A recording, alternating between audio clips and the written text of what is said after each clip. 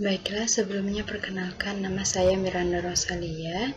Di sini saya akan melanjutkan pembahasan materi yang kedua, yaitu masih membahas mengenai sistem intelijensi buatan, yang dimana pada pembahasan yang kedua ini lebih difokuskan pada sistem masalah, ruang masalah atau ruang keadaan, dan pencarian. Nah, langsung saja kita masuk ke pembahasan yang pertama, yaitu masih membahas mengenai bagian dari kecerdasan buatan atau artificial intelligence. Nah, di mana kecerdasan buatan ini memiliki dua bagian utama, yaitu yang pertama adalah basis pengetahuan atau knowledge base.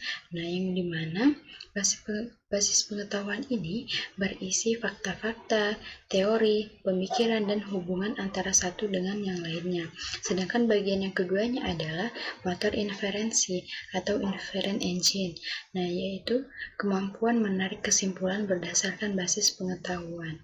Nah, kedua hal inilah yang menjadi dasar atau menjadi otak dari penyelesaian berdasarkan kecerdasan buatan, sehingga ketika dicari input masalah ataupun pertanyaan, ketika diselesaikan dengan metode kecerdasan buatan ini bisa ditemukan sebuah output, jawaban maupun solusinya. Nah, lanjut ke pembahasan yang kedua, yaitu mengenai sistem untuk penyelesaian masalah. Nah, di mana ada beberapa cara yang dipakai untuk menyelesaikan masalah dalam kecerdasan buatan, yaitu yang pertama mendefinisikan masalah dengan tepat, menganalisis masalah tersebut, serta mencari beberapa teknik penyelesaian masalah yang sesuai. Yang ketiga, merepresentasikan pengetahuan yang perlu untuk menyelesaikan masalah tersebut. Kemudian yang terakhir, memilih teknik penyelesaian masalah yang terbaik. Kemudian pembahasan ketiga yaitu masuk ke pembahasan mengenai ruang masalah atau ruang keadaan. Nah, di mana ruang masalah ini bisa diartikan sebagai suatu ruang yang berisi semua keadaan yang mungkin. Contoh misalnya, kita dapat memulai bermain catur dengan menempatkan diri pada keadaan awal, kemudian bergerak dari satu keadaan ke keadaan yang lain sesuai dengan aturan yang ada, dan mengakhiri permainan jika salah satu telah mencapai tujuan.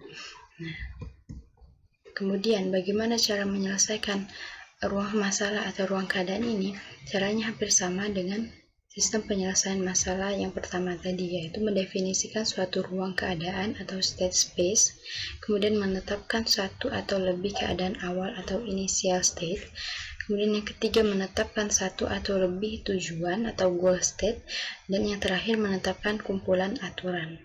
Nah, sebagai contoh, di sini ada contoh masalah petani. Nah, kita bisa analogikan untuk soalnya seperti seorang petani akan menyeberangkan seekor kambing, seekor serigala, sayuran, dengan sebuah perahu yang melalui sungai. Nah, di mana hanya petani yang bisa menyeberangkan perahu. Perahu hanya bisa memuat maksimal petani dan satu penumpang yang lain, bisa kambing, serigala, atau sayuran.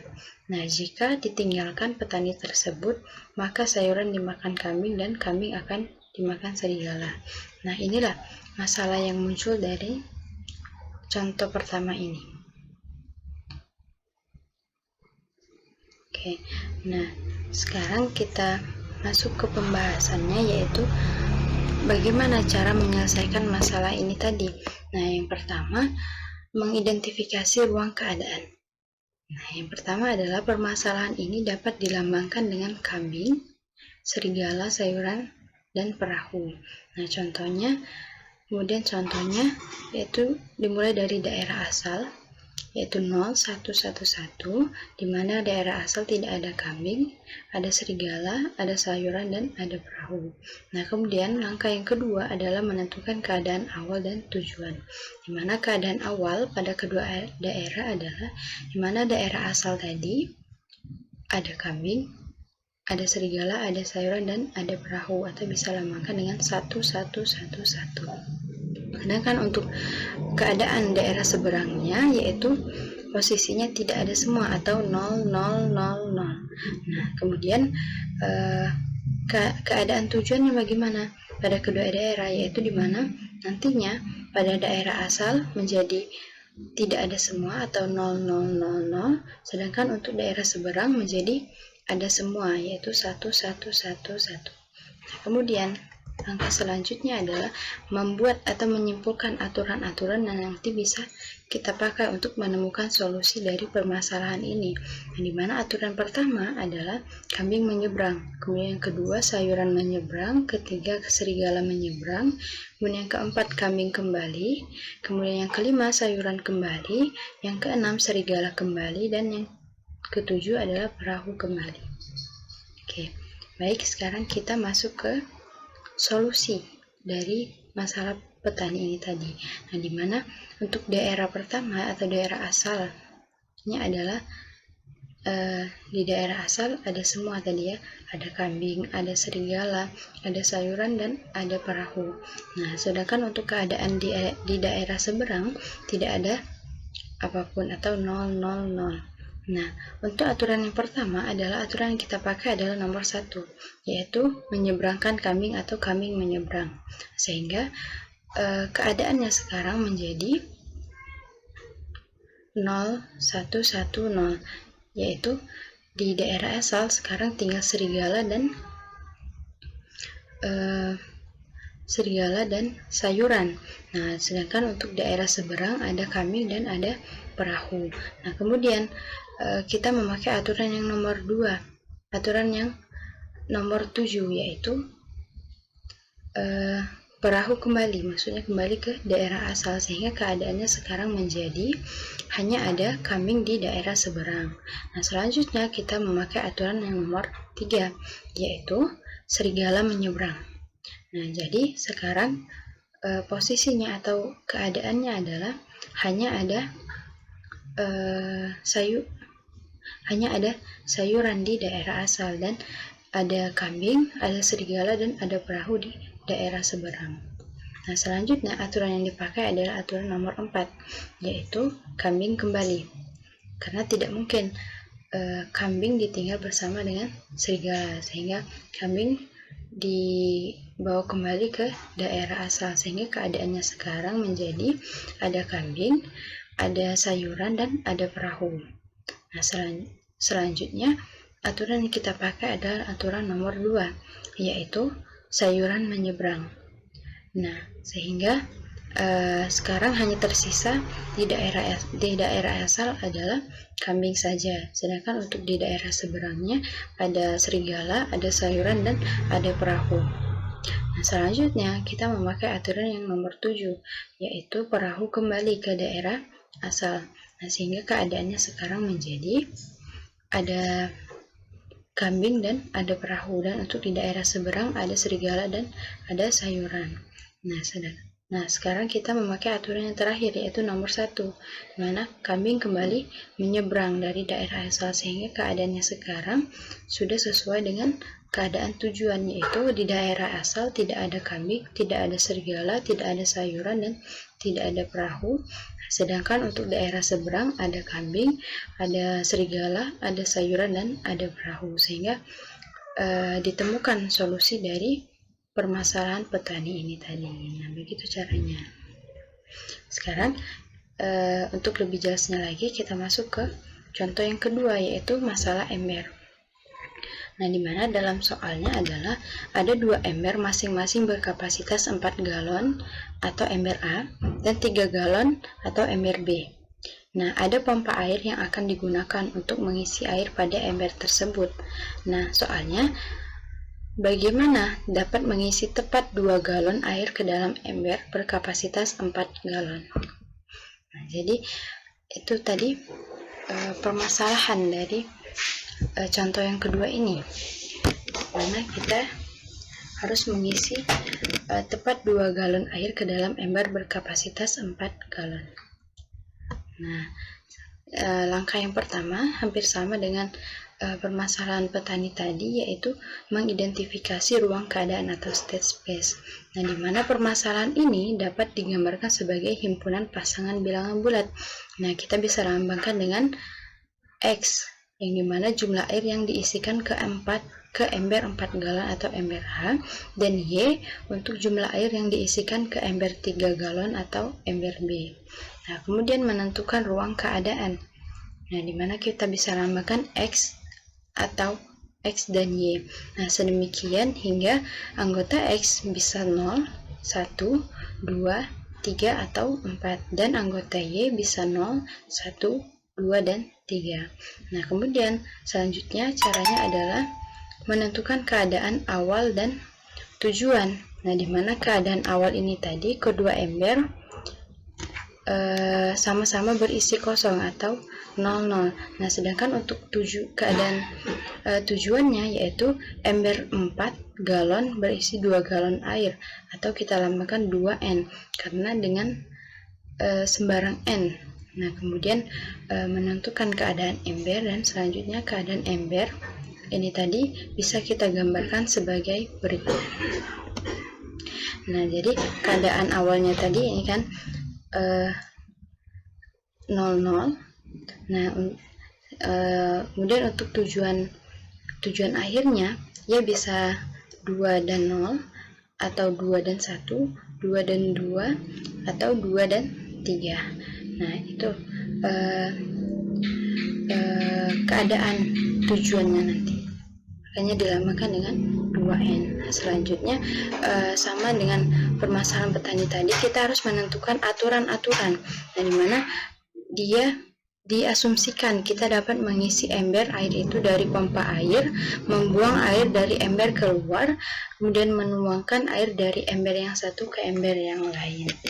Nah, jadi dalam tabel ini kita fokuskan ke aturan yang ada. Nantinya kita akan pakai untuk menemukan solusi dari permasalahan ember ini tadi. Nah, kita langsung saja masuk ke solusi yang ditemukan. Nah, jadi di dalam permasalahan ember ditemukan dua solusi. Nah, kita akan bahas untuk solusi yang pertama, yaitu dimana keadaan awalnya tadi ember A itu kosong dan ember B juga kosong. Nah, untuk aturan pertama adalah aturan yang nomor 1, yaitu isi ember A sampai penuh, sehingga keadaannya sekarang menjadi di ember A 4 atau penuh, sedangkan untuk di ember B masih kosong. Nah, selanjutnya aturan yang dipakai adalah aturan nomor 8, yaitu tuang air dari ember A ke ember B sampai ember B penuh. Nah, sehingga keadaannya sekarang menjadi di ember A menjadi 1 galon dan di ember B menjadi 3 galon. Nah, selanjutnya kita memakai aturan yang nomor 6, yaitu kosongkan ember B dengan membuang airnya, sehingga keadaan ember ini tadi menjadi di ember A menjadi 1 galon dan di ember B menjadi kosong. Nah, selanjutnya aturan yang dipakai adalah nomor 10, yaitu tuang seluruh air dari ember A ke ember B. Jadi sekarang berbalik, yang tadinya di ember A ada 1 galon, sekarang diisikan ke ember B, sehingga keadaannya sekarang menjadi di ember A menjadi kosong dan di ember B menjadi 1 galon. Nah, selanjutnya karena belum menemukan solusi yang tepat, kita masih memakai aturan yang nomor 1, yaitu isi ember A. Nah, jadi di ember A sekarang kita isi penuh lagi, sehingga keadaannya menjadi di ember A ada 4 galon dan di ember B ada 1 galon. Nah, untuk aturan yang terakhir yang dipakai adalah nomor 8, seperti aturan nomor 2 tadi, yaitu tuang air dari ember A ke ember B sampai ember B penuh. Nah, sehingga kita temukan solusinya tadi. Sekarang keadaannya menjadi di ember A terdapat 2 galon dan di ember B 3 galon. Nah, inilah solusi yang tepat dalam permasalahan ember ini. Jika kita terlebih dahulu sudah menentukan aturan-aturan yang akan kita pakai. Nah, sama seperti solusi yang kedua. Sehingga aturannya tadi menjadi 1, dan aturan nomor 8, 6, 10, 1, dan 8. Nah, sedangkan untuk solusi yang nomor 2, aturan yang dipakai yaitu bisa 2, kemudian aturan 9, 2, 7, 5, dan 9. Nah, jadi sekarang sudah tergambarkan dengan jelas ya bagaimana cara kita menentukan atau menyelesaikan suatu permasalahan sesuai dengan cara atau aturan yang tadi sudah dibahas. Nah, oke. Selanjutnya saya akan masuk ke pembahasan yang terakhir, yaitu mengenai graf keadaan. Nah, di mana dalam graf keadaan ini terdapat not-not yang nantinya ada not awal dan not tujuan. Nah, misalnya dalam kita masuk ke contoh soal, di mana di sini kita soalnya menentukan gitu ya. Not awal M dan not T sebagai tujuan. Nah, dimana kita untuk mencari ada berapa lintasan yang bisa kita pakai untuk sampai ke not tujuan, yaitu dari M ke T. Nah, sehingga ditemukan yaitu dengan melihat tanda panah yang menuju ke not T. Nah, sehingga dalam soal ini ditemukan ada 4 solusi atau 4 lintasan dari M ke T, yaitu dengan melewati yang pertama adalah M, kemudian A, kemudian B, C, E, T. Kemudian yang kedua mulai lagi dari M, kemudian A, B, C, E, H, T. Kemudian masuk ke jalur yang ketiga, yaitu mulai lagi dari M, tapi sekarang melewati D, kemudian C, kemudian E, dan T. Kemudian lintasan yang terakhir yaitu dari M, D, C, E, H, T, sehingga ditemukan ada 4 lintasan dari M ke T. Nah, sedangkan untuk lintasan buntunya atau lintasan yang tidak sampai ke tujuan ada 5 lintasan, yaitu dari dari M, A, B, C, E, F, G. Kemudian yang kedua dari M, A, B, C, E, I, J. Kemudian yang ketiga M, D, C, E, F, G. Kemudian yang keempat M, D, C, E, I, J. Dan yang terakhir lintasannya adalah M, D, I, J. Nah, jadi nanti jika bertemu soal yang sama tetapi